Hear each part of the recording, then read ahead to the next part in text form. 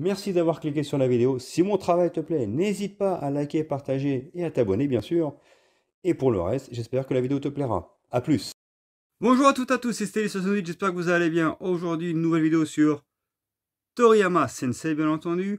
Et je vais tout simplement vous parler d'un titre extraordinaire, en fait, qui m'a marqué et qui est aujourd'hui une vraie révélation, un vrai amour à l'œuvre originale de Dragon Ball, mais également à l'ensemble du travail de Toriyama. C'est un titre qui a été chapeauté bien entendu par CyberConnect 2, les créateurs de Naruto, qui a été édité par Namco Bandai. Je parle de Dragon Ball Z Kakarot, qui retrace toute l'épopée de Goku, mais pas que. Il y a également plusieurs DLC qui viennent compléter l'histoire, enrichir le lore, enrichir le scénario, enrichir l'univers, et qui partent dans la globalité quasiment de toute la saga Dragon Ball. Et ce Kakarot est absolument remarquable en plus. Il y a aussi des musiques, des vraies musiques de la saga Dragon Ball qui sont dans le jeu. Alors vous avez la possibilité de racheter, comme pour tous les titres Dragon Ball actuellement, les animes musiques pour avoir toutes les musiques que vous voulez de Dragon Ball et les mettre dans le jeu. Mais pour celui-ci, il y en a quand même. Il y a quand même des sonorités du dessin animé original en fait qui sont dans le titre. Pas besoin d'acheter les DLC, après c'est à vous de voir. En tout cas, c'est un titre remarquable. Je vous en parle tout de suite de Dragon Ball Z Kakarot. 1年後にやってくるという2人のサイヤ人を迎え撃つには、そのためにはこの俺が鍛えてやる孫悟空がよみがえら楽しみに待っていると伝えておくんだな。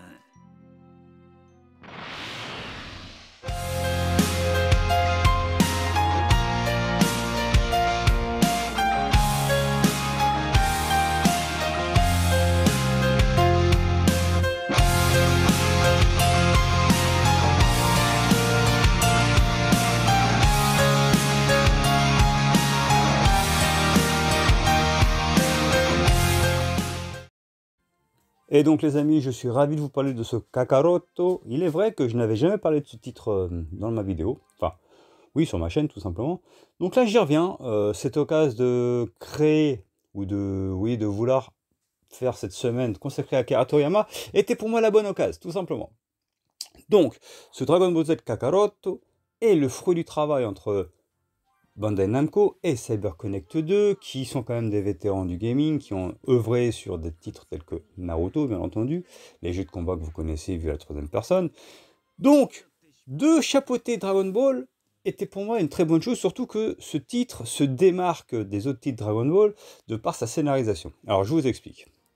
Dragon Ball Kakarot se veut comme un hommage au manga d'Akira Toriyama, car c'est un titre scénarisé qui se consacre, bien entendu, sur la saga Dragon Ball, sur la saga de Goku, sur la saga globale de Dragon Ball Z, bien entendu. Alors, ce jeu n'est pas juste un jeu de combat classique comme des versus fighting façon Dragon Ball Fighters ou les titres qu'il y avait à l'époque sur Super NES.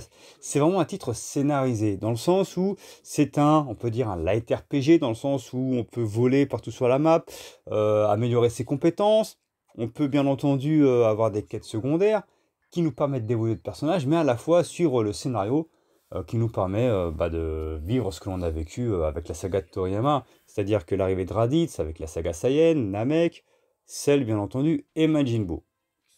Le titre quand même a de multiples DLC.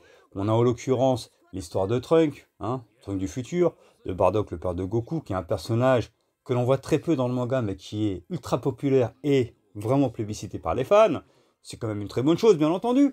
Et également, il y a des DLC consacrés à Dragon Ball Super. Donc ce qui est bien, c'est que ça va au-delà du simple DBZ.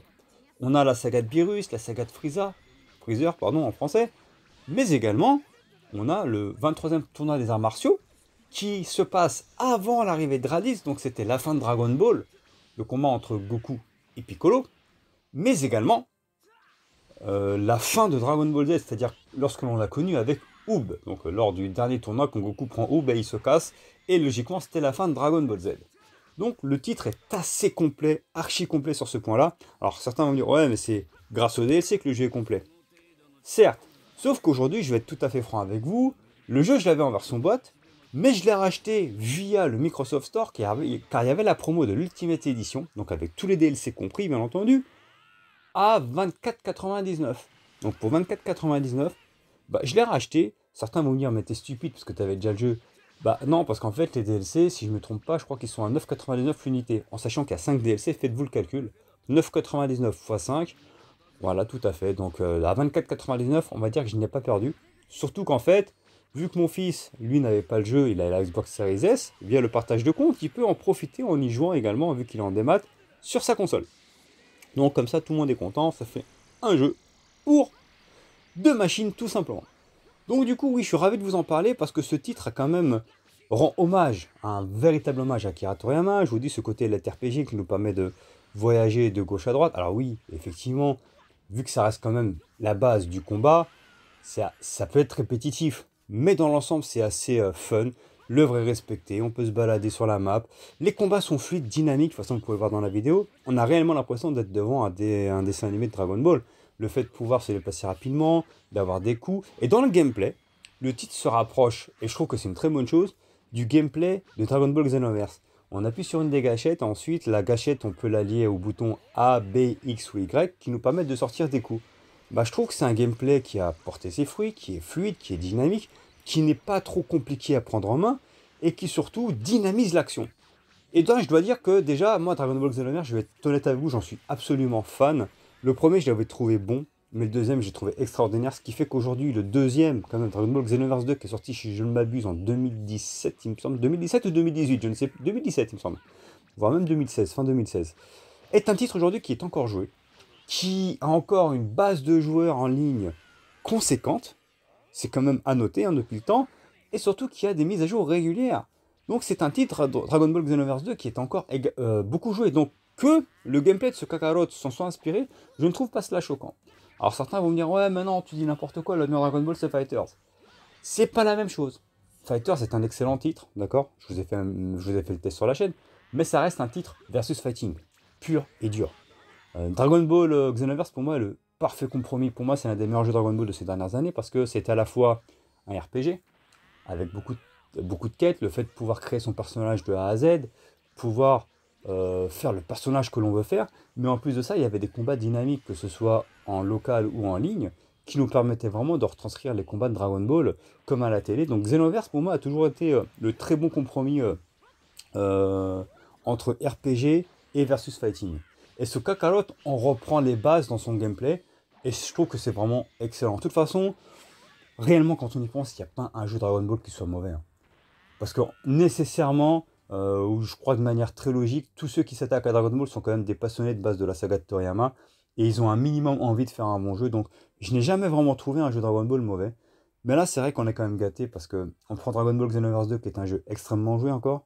Bon, Dragon Ball Fighter, je vous ai fait le test, il a un peu moins joué, il est vrai. Donc ça veut dire que les gens reviennent sur Xenoverse 2, hein, non déplaise à certains. Mais c'est un jeu qui, peut-être qu'en termes de versus fighting simple, à un moment donné, s'essouffle, parce qu'il n'y a que ça. Là où tu peux avoir autre chose avec un Xenoverse. Et ce Kakarot tire sur l'épingle du jeu également, je vous le dis. Le fait que ce soit un monde ouvert, qu'on peut améliorer son personnage, qu'on peut suivre la quête de Dragon Ball. Et de plus, et n'oublions pas quand même, c'est quand même le plus important, le fait d'avoir ces DLC qui prolongent la durée de vie. Donc moi j'en suis ravi, je suis ravi de vous parler de ce Kakarot, qui est un titre excellent. Et encore une fois, c'est un véritable hommage qui a été fait à Toriyama avec ce titre. Bravo à CyberConnect 2. J'espère que la vidéo vous plaira. Je pense que la plupart d'entre vous connaissent le titre ou y ont déjà joué. Mais il fallait que j'en parle car je n'avais toujours pas fait de vidéo sur ma chaîne. Tout simplement les amis. Merci beaucoup. Au revoir.